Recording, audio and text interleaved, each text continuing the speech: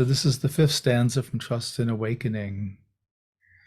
Refrain from living in the world. Refrain from pursuing absence. Repose in harmonious love. Polarities gone.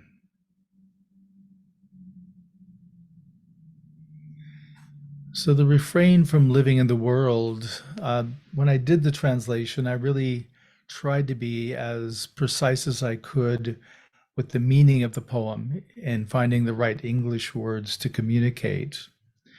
So this doesn't say don't live in the world. It says refrain from living in the world. So the living part is an important word, which has to do with being overly invested in this being the primary or the only reality. So it's refrain from investing completely in the world. And the second line, refrain from pursuing absence.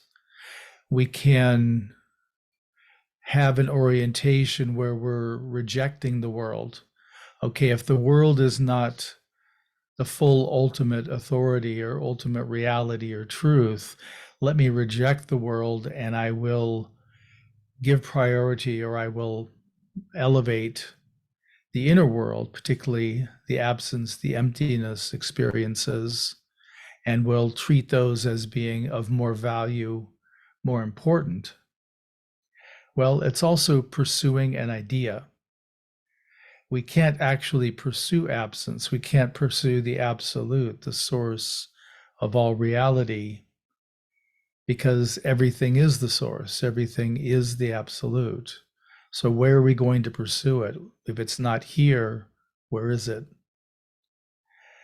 So it's also talking about taking it up as a commitment, a doing, really is what we're trying to avoid, is taking contact with the absolute as a thing we do. It's something where we soften and we open and we allow the quality of the absolute to be present in our experience, whatever that happens to be. And we can do various meditations that open to the absolute or qualities of the absolute. And we could say there's a doing in that, but part of meditation is a showing up and letting go and opening to the mystery. The mystery means that we don't know what's going to happen. We don't know how it functions exactly. It's always going to remain mysterious, no matter how steeped in the absolute we can get or become. There's always going to be more that we don't discover, we can't travel to, we don't understand. So maintaining that relationship, that openness, and respecting the mystery is part of our journey. The third line, repose in harmonious love.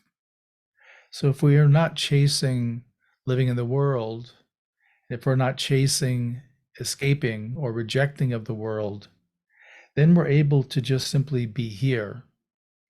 And here is where everything is. This is where full realization is, every kind of experience, even all measure of time is in this moment only.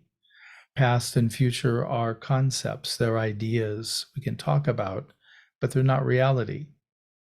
The eternal now is always the only reality. And so when we're in touch with that, there's a harmonious love. Everything is in its proper balance and position and relationship. So then we can relax into that. We can rest in that. That's why I use the word repose. It's an unusual word. So there's kind of a posing, a doing aspect to it, but there's also a kind of relaxing. And that's the right kind of tension where we're sort of doing, but we're not doing. We're sort of being, but we're not being. That's the line we need to navigate. And harmonious love. So if everything is in fact the absolute, if everything is an expression of presence and love, and if we're aware of that and functioning whether we're living in the world or we're in contact with the absolute, with the absence. Either way, it's a complete functioning of the absolute. So everything is in its natural state of harmonious love and equanimity, balance, acceptance, truth. So we can rest in that of not needing to get anywhere, and there's no one to go somewhere else anyway. And finally, the last line, polarities gone. And polarities typically are in place because of our thinking, our concepts. If we talk about peace, then we have to talk about what isn't peace, agitation. We could say the famous book, War and Peace. We could find the juxtapositions for that.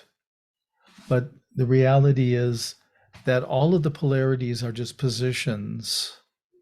When we take one position, we establish other positions. When I like something, that means there's things I don't like, and vice versa. But if I'm open, there can be preferences, there can be enjoyment, but it's not a rejection of what we're not choosing, of what we're not engaging with. So part of this is hinting or pointing at the acceptance. If we accept everything that's arising, we're not trying to keep this close and this away and that away. We're really allowing things to be in their natural state. Some things advance, some things recede. So it's recognizing that the polarities, when they drop, everything is included. Like that circle behind me on the wall, that really represents that very line. Polarity's gone. There's just the movement. There's just the natural flow. There can be an apparent beginning and end, but it's all just in flow all the time. So it's learning that we don't have to take polarities or positions. We don't have to be right and somebody else be wrong. All of it can be contained within the whole. And that's what's really a happy news about the absolute, is the deeper we go in that, the more accepting we become, the less resistant, the less we try to reject or get rid of.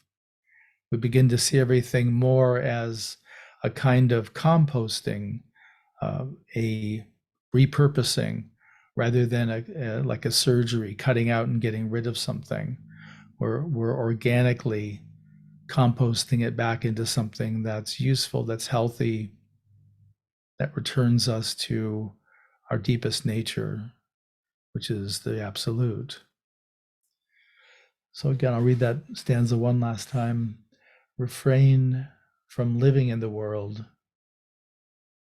Refrain from pursuing absence. Repose in harmonious love. Polarity is gone. So that really sets up the tone of this too, is if we're in the world but not making that a primary, if we're in contact with the absence or emptiness but not pursuing it, there's not a doing, we're in the harmonious love, and the polarities of opposition are gone.